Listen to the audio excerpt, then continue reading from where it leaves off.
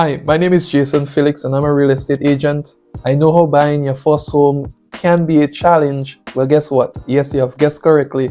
I specialize in helping first-time home buyers and immigrants in today's complicated market. In this video, I will present everything you need to know to buy your first home here in Canada. Consider this your home buying step-by-step guide. I would provide the ins and outs, everything that you need to know. I wish I had this information when I was buying my first home, as it would have saved me a lot of money and given me the peace of mind knowing that I can predict and anticipate every step along the way. So you really want to watch this video from start to finish, as I have some pro tips throughout this video for you. But before we get into it, I wanted to let you know that this video was designed with you in mind and I have put a lot of work into it. As such, I would appreciate it if you could like, share, subscribe and turn on the notification bell so that you are notified when I release a new video in the future.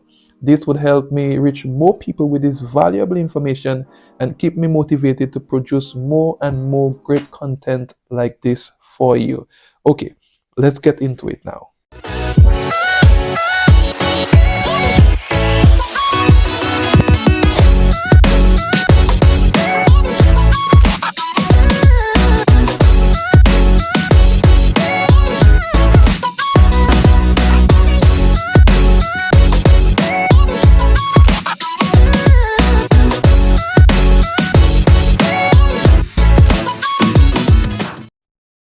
Step number one is to determine if you are financially ready to own your new home. It's vitally important, and I cannot stress this enough, to figure out how much you can afford to spend before you start looking for a new home. Now, that's a pro tip, and you really want to give due consideration to that. The more you know about your current financial situation, the easier it is to figure out how much you can afford to pay for a new home. That's common sense, right? These calculations that I'm about to show you will help you clarify your current financial picture and help you figure out how much you can afford to pay for a new home. Calculation number one is very simple but very effective at the same time, and that is how much are you spending now.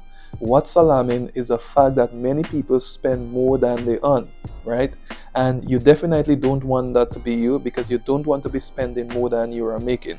So the first thing that you want to do is to see how much you are currently spending on a monthly basis. Consider the following expenses to do so. You have your household expenses, so your groceries, your tuition, your clothing, your gifts, childcare. Then you have like your loans and debts, so things like your credit card, car loans, personal loans, lines of credit. And then you have your entertainment expenses, so things like dining out, spectator events, magazines, books, hobbies and travel.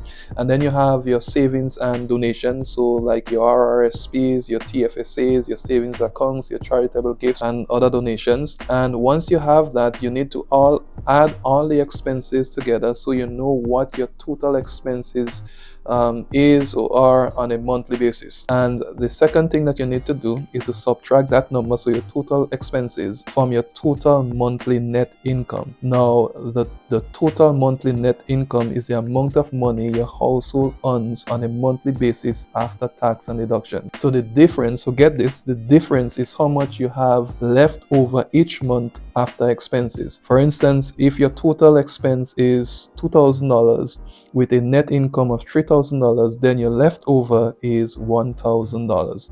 Once this is done, you can then calculate how much you can afford to spend on housing each month without putting your financial health at risk, right? So this brings me to my second calculation, and that is how much can you afford? And that's a loaded question that you really want to consider. And as a general rule of thumb, your monthly housing cost should be no more than 32% of your gross monthly income. 32%. So this percentage is known as your gross debt to income or gross debt service ratio. So, for example, if your gross monthly income equates to $5,000, your monthly housing cost would be 5,000 multiplied by 0.32%, which equates to $1,600. So, that's a lot of information to consider to determine if you're financially ready to purchase a home. So, I will stop here for now. Step number 2 is to determine if home ownership is right for you. Buying a home is one of the biggest decisions you will make in your life. So you want to consider your financial situation, housing options, which are renting versus buying, and expected costs in making that determination. We have already looked at the importance of your financial situation in deciding if home ownership is right for you. So in this step, I want to focus more on housing options, which are buying versus renting, and expected costs in making that determination. Let's look at renting versus buying first. And there are advantages to both renting and owning a home. So make sure you understand the benefits and responsibilities of each before you decide what's right for you. So here are the advantages associated with renting. And the first one is less maintenance and repairs because you don't own the property. So essentially, the landlord takes care of that. The second thing is that you have lower monthly and upfront costs. So you just have to pay your rent and you don't have to worry about things like legal costs, property tax, land transfer tax, etc., etc. And then the third thing is that you have a short-term commitment. So, for example, a lease is usually 1 year versus a mortgage being like 25 years plus, right? So this makes it very easy to move to a new home, neighborhood, or city. And the fourth thing is protection from the decrease in property values. Because you don't own the property, fluctuation in property value is not a concern for you. Now, here are the disadvantages associated with renting. And the first thing is that your monthly payments may increase year after year, and often, depending on the area you are in, your rent is sometimes higher than your mortgage. And if that's the case, then it begs the question, why rent? The second is the risk that your lease won't be renewed and you may potentially be out of a place, right? And if that's the case, then you would have to find a new place to live. The third thing is that you are paying someone else's mortgage rather than building equity of your own. And the fourth is you cannot paint or remodel without the landlord's approval. So you're very restricted in what you can do. So let's look at the advantages associated with buying. And the first one is a big one, and it's freedom to renovate or modify your home as you wish. Secondly, that's the second one. It's also a big one as well. You are building up equity in a safe, secure investment as you pay down your mortgage. The third thing is that there is the potential for rental income if you decide to rent any part of your home to someone else. And the fourth is a massive one, and that is the stability and peace of mind that comes from being in control of your investment and owning the place where you live. And I don't think anything can trump that. Okay, let's turn our attention now to the disadvantages of buying. And the first one is the risk of a financial loss if your home has lost value when you decide to sell. The second thing is that it's your responsibility for all ongoing costs, including mortgage, principal and interest payment, property taxes, insurance, and maintenance. The third thing is that your monthly payment can increase significantly if interest rates go up at renewal time. So when after 5 years you go to renew your mortgage, if interest rates go up, then your monthly payment may go up as well. And the fourth thing is the possibility of unexpected and potentially costly repairs.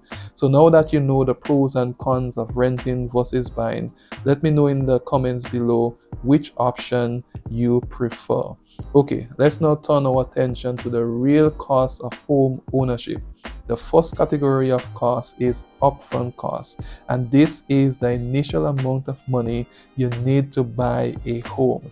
And the first upfront cost is the down payment of 5%. So for example, A home at a price of $400,000, 5% of that would be $20,000. In general, to purchase a property, the minimum down payment you would need is 5% for a property value of $500,000 or less, and 10% for any amount above $500,000.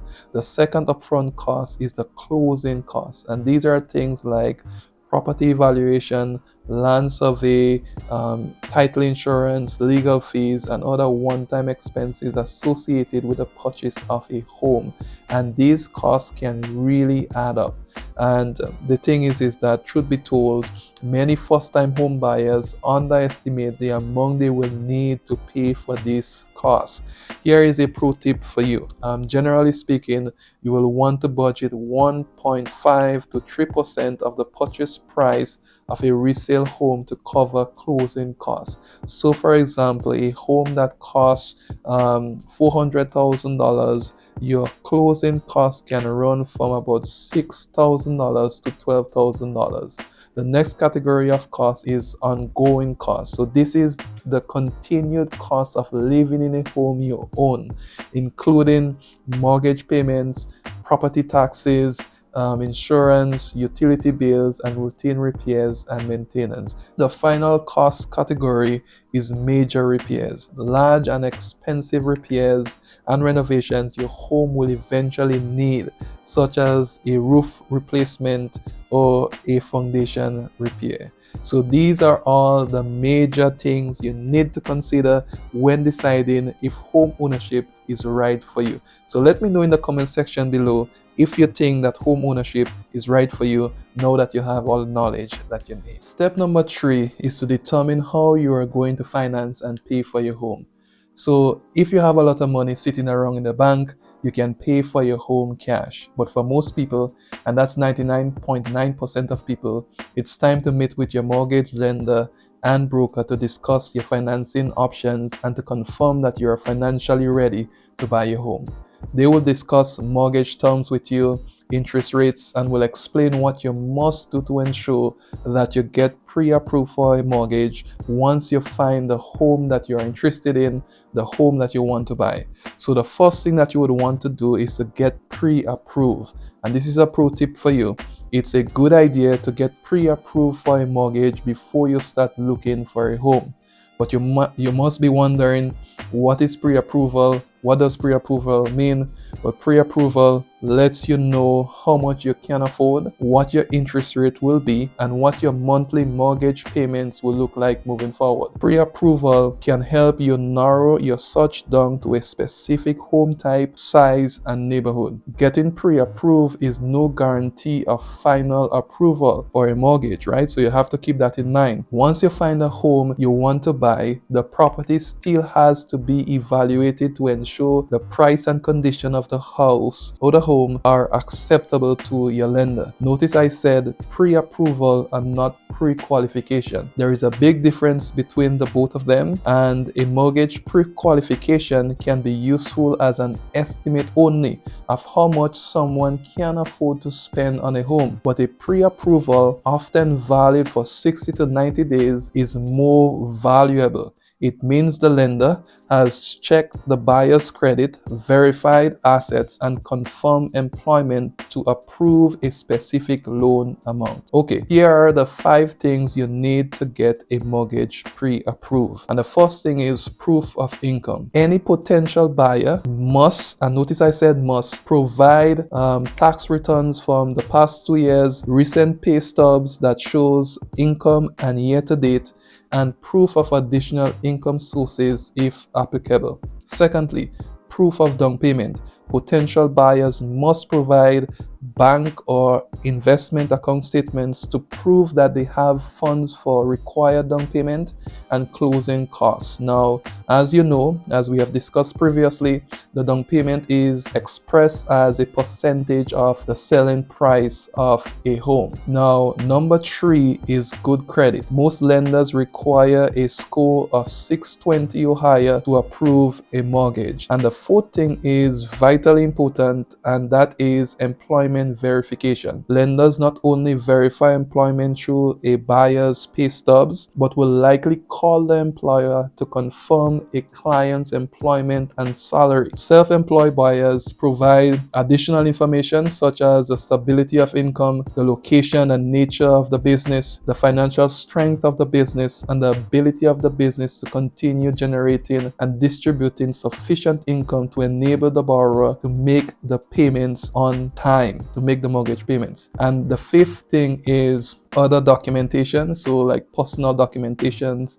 and identification required for pre-approval, and these things include the borrower's driver's license, social insurance number, and authorization to allow the lender to pull the buyer's credit. So after reviewing a mortgage application, a lender will provide a decision to pre-approve, deny, or pre-approve with conditions. Now, if pre-approved with conditions, these conditions may require the borrower to provide extra documentation or reduce existing debt to meet the lending guidelines. Now, if denied, the lender should explain and offer options to improve your chances for pre-approval in the future. Okay, before we get to the next step, here is a pro tip for you, and that is to pay down existing debt. Taking on a mortgage means taking on some long-term debt. You will want to minimize your existing debt. Once you get your mortgage, paying it will be much easier, much easier if you don't have other debts to service, right? Existing debts will also make it more difficult to be pre-approved for a mortgage, as lenders will look at your debt to income ratio when considering whether or not to lend you money. Step number 4 is to choose the home that is right for you. Now that you have a clear picture of your finances and your mortgage options, it's time to start thinking about the kind of home you want to buy. Look for a home that will meet your needs, not just for today, but for many years into the future. What do you want or need in a home? That's a question that you really have to answer. Make a list of your requirements and preferences for a home. Consider the following factors and questions. And the first factor is location. Do you want to live downtown, in the suburbs, or in a more rural environment? Does the neighborhood have a look and feel that suits your style? Do you want to live close enough to work, school, shopping, recreation facilities, health services, and public transit that you won't need a car to get around? Size is another important factor. How many bedrooms or bathrooms do you need? Do you need space for a home office or for extra storage? Do you need a garage? Special features is another factor. Is air conditioning important to you, or a swimming pool on your list? Is it important that your home be energy efficient and environmentally friendly? Lifestyle is another important factor. Are you planning to have children? Do you have any teenage children that will be leaving home or moving out soon? Are you close to retirement? Do you want to live where you can go for walks or take your kids to the park? Do you want to live close to a community center, a place of worship? Is it important that you live close to family and friends? These are all very important questions that you need to answer. So once you have decided on your preferences for a new home, your next step is to call a real estate agent like myself, and an agent will sit down with you to understand your needs, can help you find a home in the community of your preference, tell you about the community, and make an offer for you and negotiate the best deal ever. They will also help you to find qualified professionals to assist with the purchase, like an insurance broker, home inspector, lawyer, etc. When looking for an agent, don't be afraid to ask questions, as you want an agent that would have your best interests at heart. I personally pride myself on coming up with creative ways to help first-time home buyers and immigrants find their dream home, but equally important, I firmly believe in customer satisfaction. Step number 5 is to make an offer and close the deal. Congratulations, my friends. You have chosen a mortgage that works for you, found a home that fits your budget, and identify your real estate agent. Now it's time to make an offer and close the deal. Once you have found the home you want to buy, you need to make an offer to the seller to purchase the home. An offer is also called an agreement of purchase and sale. An offer to purchase is a legal contract that must be carefully put together by your real estate agent and or lawyer. There are several things that are included in an offer. Some of the main ones are your legal name as the buyer, the seller's name, and the property address. The amount you are willing to pay is also included in the offer, which is known as the purchase price. What's included and excluded in the price is also included, and that's very important that you do so because you need to be abundantly clear as to what's included and excluded. The closing date, the date the offer would expire, which is the irrevocable date, is also included, and the conditions that must be met. Now, a good agent will ensure the right conditions are included in the agreement to protect your best interest based on your situation, and I cannot stress this enough. The main conditions are property inspection, lender approval of your financing, and property insurance. Once an offer is made, the seller can reject, counter, or accept. The seller can reject all offers but can only counter or accept one offer. If the seller counters your offer, then that means the seller is willing to negotiate somewhat. In that case, your agent will provide guidance and advice. While the process can be very stressful sometimes, it's all about making the best deal for you, the buyer in the first instance, and the seller. If the seller accepts the offer, then the next step would be to satisfy the conditions in the offer. The buyer is responsible for completing the conditions at the buyer's own expense. Now, this is a pro tip for you. It's always prudent or wise to provide a conditional offer to your financial institution to secure your mortgage first before you start spending money to complete a property inspection. So let me know in the comments below, why do you think that this is a prudent step? The contract will only become final and firm once all the conditions have been met. Once the offer is firm, then all the paperwork is submitted to your lawyers to do the title search to make sure the title is clean and free, and this typically is done after all conditions are satisfied and before closing. Closing day is an exciting time. It's when you finally get to take a legal possession of your new home. The final signing generally happens at your lawyer's office along with the following events. Your lender gives the mortgage money to your lawyer. Your lawyer pays the seller. You give your down payment to your lawyer along with the closing costs. So typically 1.5% to 4% of the purchase price to cover legal costs, land transfer taxes, and other costs. And your lawyer pays the seller, registers the home in your name, and gives the deed and keys to you to your new home. After you buy your home, it's your responsibility to maintain it and to protect your investment. Make sure your mortgage payment is made on time. Plan the cost of operating your home. Live within your budget. That's vitally important. And save for emergencies in case your home needs major repairs. Thanks for listening, and stay tuned for more great videos like this one.